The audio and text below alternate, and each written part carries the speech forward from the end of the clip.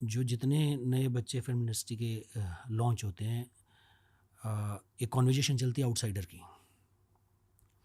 उसमें होता क्या है कि एक एक बात है जो हमें समझनी पड़ेगी कि एक बच्चा जो सुपरस्टार माँ बाप के घर पैदा हुआ है या डायरेक्टर या जो भी बैंड्रा जुहू टाइप की जगह से, उस वो जैसे वो जो रेस का जो दौड़ का मैदान होता है, वो पहले पायदान पे खड़ा है।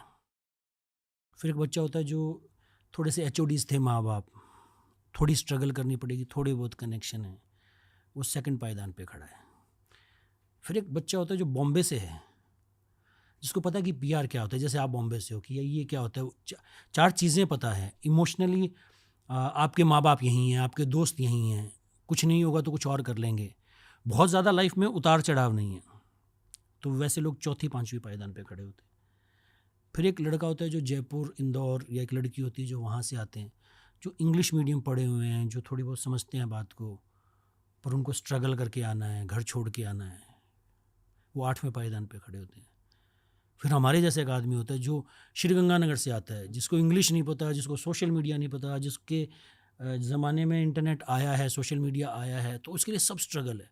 ये एक फ़ायदे हैं इन लोगों को। अभी वो फ़ायदे उल्टे हो गए हैं। अभी क्या हो गया है, हम जैसे लोग फ़ायदे में हैं, क्योंकि हम एक दुनिया देख कर आ रहे हैं। जो बच्चे बेचारे इंडस्ट्री के लॉन्च हो रहे हैं, वो इजी टारगेट है, सोशल मीडिया पे उन्हें ट्रोल किया जा रहा है, एज नेपोटिज्म वाले। नेपोटिज्म वाला ट्रोल किया जा रहा है। अब उनकी कोई गलती नहीं है, और उनके आसपास के लोग समझ नहीं रहे हैं कि सिनेमा चेंज हो गया है। ये जो हम जिस टाइम में है ना, जिसमें आप बात कर रहे हो, इसमें सिनेमा एकदम से चेंज हो गया है करते करते। वो ट्रेडिशनल वही लव स्टोरीज और वही कहानियाँ, वही लव स्टोरीज वो नहीं चल रही हैं। हमें रूटेड कहानियाँ सुननी हैं, हमें बिना मेकअप के एक्टर्स को देखना है, हमें या स्केल वाली फिल्में देखनी है, हमें पीरियड वाली फिल्में देखनी है। तो बच्चे जो यहाँ से लॉन्च हो रहे हैं, उनको वो एक्सपोजर ही नहीं है, उनको ठीक से हिंदी नहीं आती है। सबसे पहले तो आपको ये समझना पड़ेगा कि आप एक्टिंग करना चाहते हो तो आपको वो भाषा एकदम अच्छे से आनी चाहिए, कंफर्टेबल होनी चाहिए आप उस भाषा में। तो अब हिंदी नहीं आती है, वो दुनिया देखी नहीं हुई है, तो उनके लिए वो ईजी टारगेट हो गए। इसलिए हम पिछले 10 साल में कोई ऐसा स्टार नहीं दे पाए हैं जो 2 करोड़ की opening they. Can I ask you थोड़ा अगेन, एक ये रॉ सवाल है आपके लिए। लाइक तुम्बाड़ जब री रिलीज हुई, हाँ, so you produced it yourself, right? या तो most of the earnings come to the production house.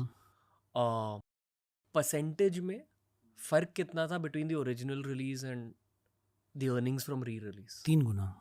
3 गुना ज्यादा अब। 3 गुना री रिलीज में कमाया हमने, जो एक में कमाया वो 3 में कमाया, 3 गुना इसमें कमाया। तो हाँ, अब आपकी मेंटालिटी क्या है?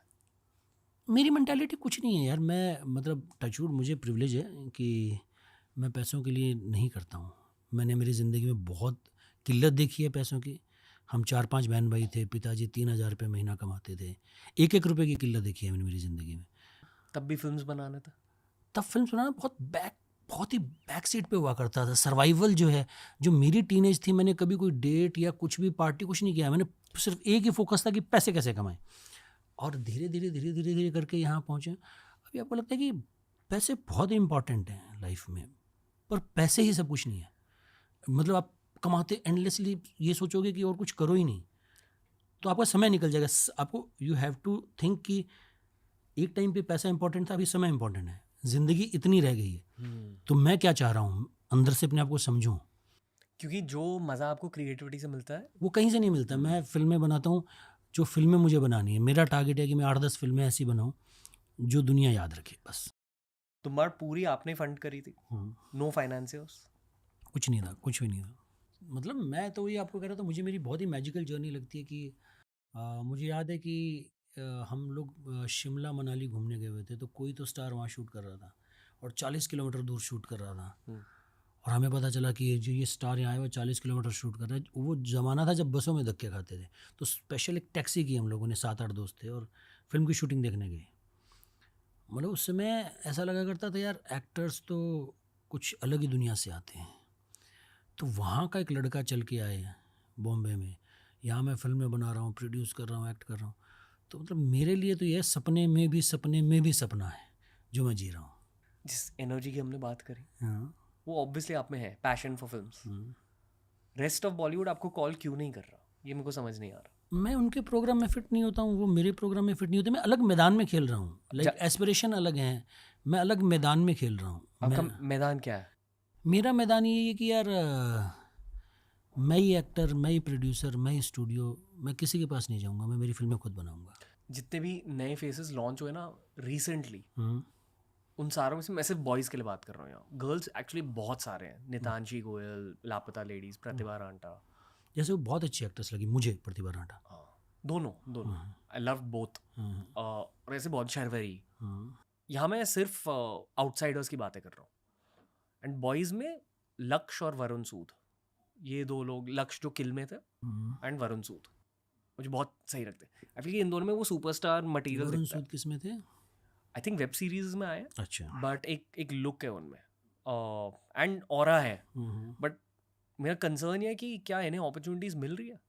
यही तो प्रॉब्लम है, हमारे यहाँ प्रोड्यूसर नहीं है भाई। मैं आपको कह रहा हूँ कि प्रोड्यूसर आए, एक इकोसिस्टम बने कि मैं रिस्क लूँगा, मैं फिल्म बनाऊँगा, मैं कहानी चुन के लाऊँगा।